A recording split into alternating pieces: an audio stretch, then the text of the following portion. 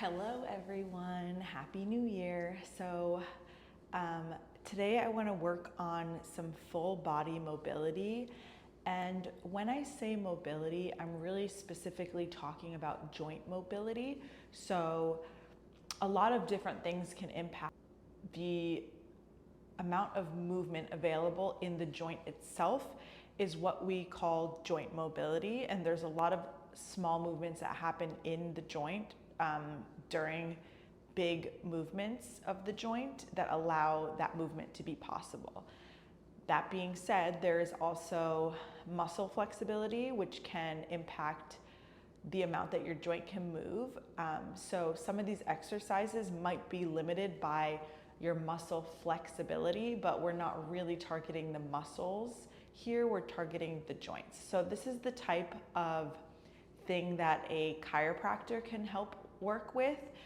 So this is pretty common, joint stiffness with aging, but also after an injury. For example, if you sprain your ankle, you might notice a difference in one ankle's mobility compared to the other. So a chiropractor can do adjustments, is what they call them. A physical therapist can also do a similar technique. We call them high velocity thrusts. But the amount of experience a physical therapist will have might vary. So for example, I don't really do high velocity thrusts. I do more gentle mobilization techniques. And the impact is the same on the joint. You're getting more mobility, but I tend to favor those more gentle, less force mobilizations. So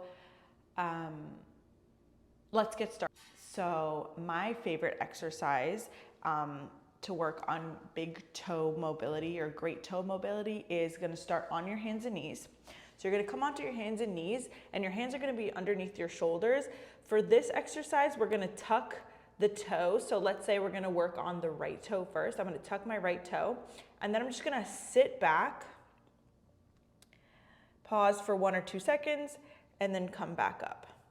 You can do both toes at the same time.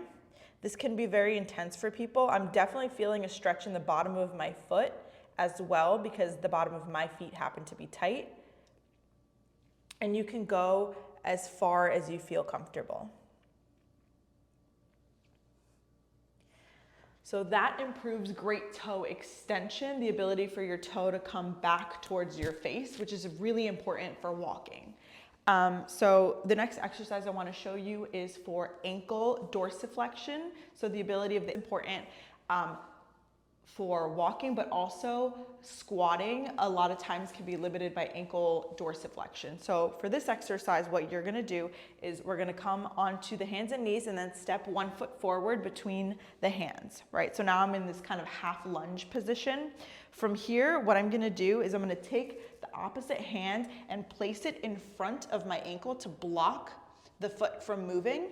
And then I'm going to start to bring my knee over my pinky toe. So it's going a little bit out, not just straight forward. Again, pause for 1 to 2 seconds and then come back to your neutral. See if you can keep the heel down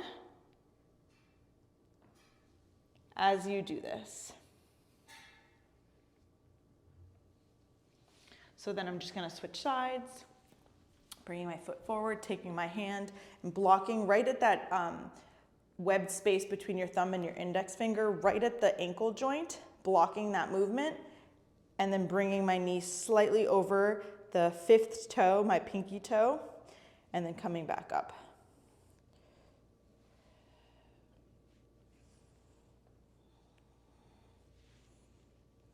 And I would recommend doing about 10 to 30 for any of these. You might feel some popping or cracking. As long as it's not painful, that's okay.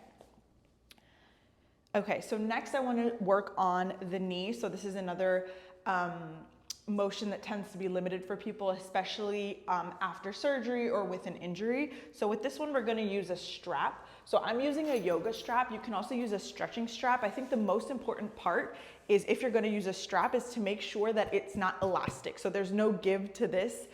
You can also use a belt, a scarf, a long towel, or even like a tie. And you're gonna come to lay down on your back. And you can do this either laying down on the ground or laying with your feet up on a wall. So I'll show you both. But I'm gonna start laying down on my back. And I'm gonna take my strap and hook it around the bottom of my foot. And then I'm gonna drop my heel down to the ground. So with this one, because we're working on knee flexion or bending the knee, it doesn't really matter how far you extend your knee. It's really about bringing the heel towards the butt and pulling to get full knee range of motion, and then just extending it back out so that you can do that again a couple of times. You're welcome to kind of pause wherever you feel comfortable. So if I was gonna do this laying down on the wall, you don't really need the strap. And what you can do is bring your feet up on the wall, and then you're gonna take the opposite foot and place it on top of the leg that you're working. So right now I'm working my right leg, and then I'm gonna use this leg to pull down and then extend it back up.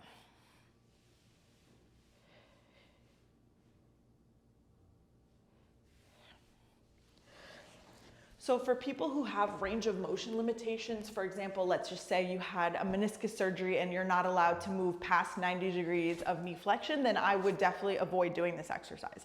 But if you are just working on joint mobility, or if you're safe to move past 90 degrees, then you might be able to do this exercise. Okay, so next for hip mobility, I wanna work on hips. People tend to have tight hips. Men tend to be tighter than women, but I'm going to show you a gentle traction exercise that I really like. Traction kind of improves all joint movements. So I like this one because it's a little bit less specific, because like I said, everyone is gonna kind of have different areas that are tight in their body. So with this one, you can do this two different ways. You're gonna lay down on your back.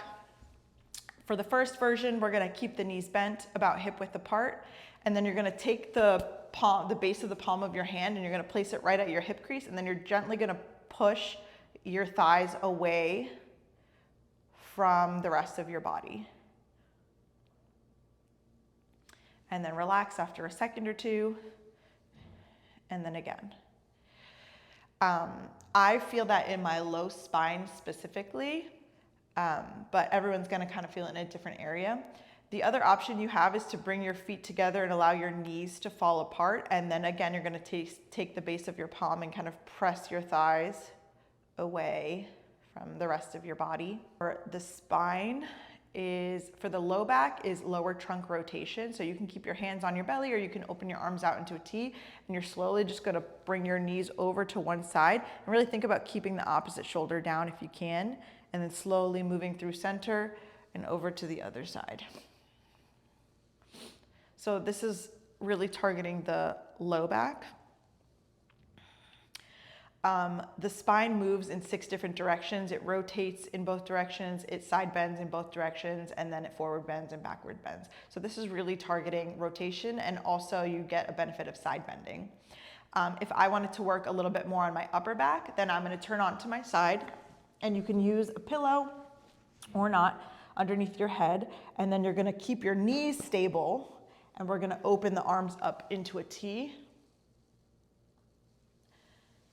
and come back through center. Again, just pausing for 1 or 2 seconds at the end range.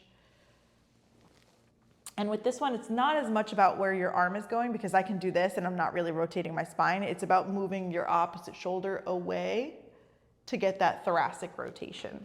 If I was gonna do the other side, I would lay on my opposite side and open up.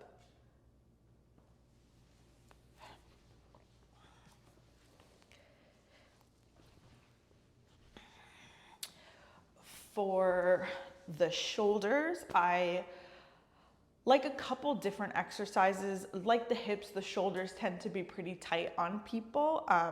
One exercise that you can do that's pretty common that you can do with a strap or with like a solid, like a bar, dowel, something light, is you're gonna take it, whatever you're using. You can do shoulder width apart, but that tends to be not enough room for most people. So I like to go wider than that. And then you're just gonna bring the strap up and around and then back. For internal rotation of the shoulder, I like to also use the strap. So internal rotation is that reaching behind the low back kind of movement, like putting on your bra or pulling your pants up from behind. So you're gonna take the strap,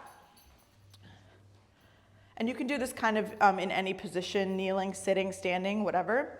And so I'm gonna work on my left arm. So I'm gonna grab from underneath, and you can be as low as you need to, and then this one from the top, and I'm just gonna gently pull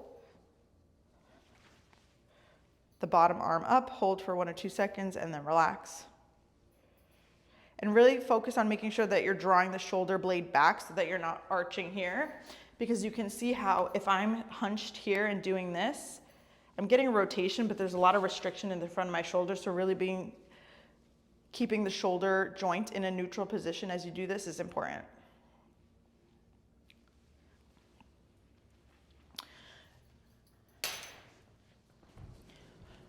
So for shoulder flexion, you can also grab a foam roller, and you're gonna bring your hands about shoulder width apart and then roll the roller away from your body and then slide back up.